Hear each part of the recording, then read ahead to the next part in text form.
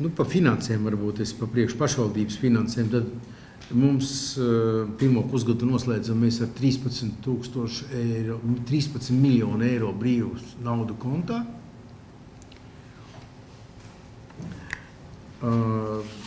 Ieņēmumi ir par 500 000 lielāki nekā bija pagājušajā gadā, un arī plānot ieņēmumi tiek pārsniegti. Tā kā, pat cik mēs saprātīgi stādām budžetu, tā kā mums šobrīd finanses stāvoklis ļoti stabils.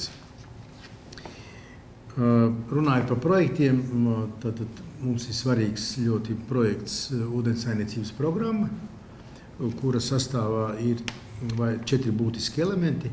Pirmais ir inženieru ielas kolektors.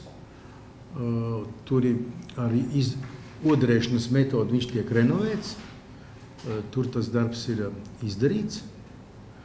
Un savukārt 3 iekškvartālos, kā tas bija paredzēts, notiek iekškvartālos, ir uzsākti darbi, notiek pirmās parā 3 iekškvartālos. Tad Embūtes Ugāles Celtnieku iela.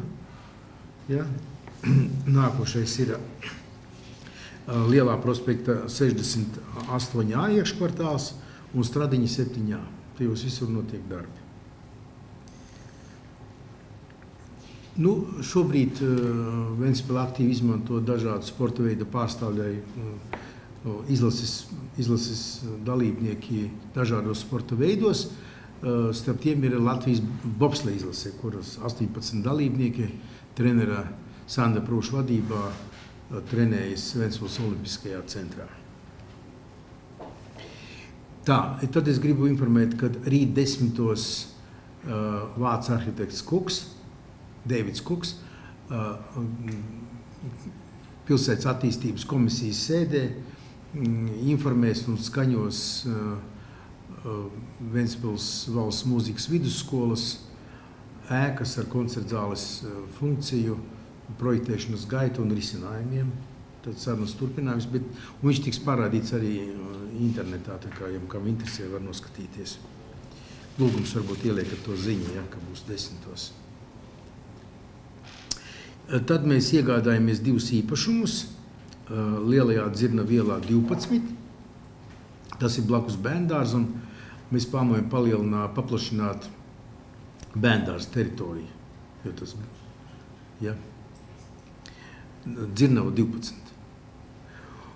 Un mēs esam pieņēmuši lēmumu un iegādājamies bijušo zvērsaimniecības ēkas un zemi. Lai vēlāk tur izvietotu rūpniecības uzņēmumus, kuri var izdalīt kaut kādu smaku vai tam līdzīgi, kas nevar atrasties blakus dzīvojumiem rajoniem. Domas sēdē, jā, ceturtdienā, jā. Tad mēs domas sēdē pieņemsim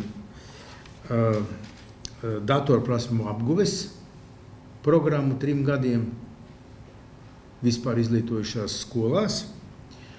2015. gadā šiem mērķiem ir paredzēts 120 000 eiro. Un datorzinības mēs sāksim mācīt no 1. klases. Un tur dažāda veida aktivitātes.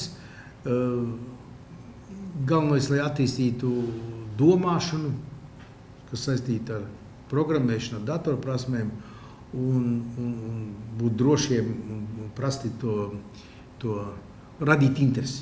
Ja? Radīt interesi, jo datoru speciālisti, programmētāji, IT speciālisti pieprasījums pēc tiem būtiski pieaugs. Un mēs ar to arī attiecīgi šādu te virzienu vairāk virzam Ventspils bērnus. Un tas ir ilglaicīga programma. Tikko bija uzņēmēja darbības atbalsta komisija, mēs arī šo te prezentējām savu programmu.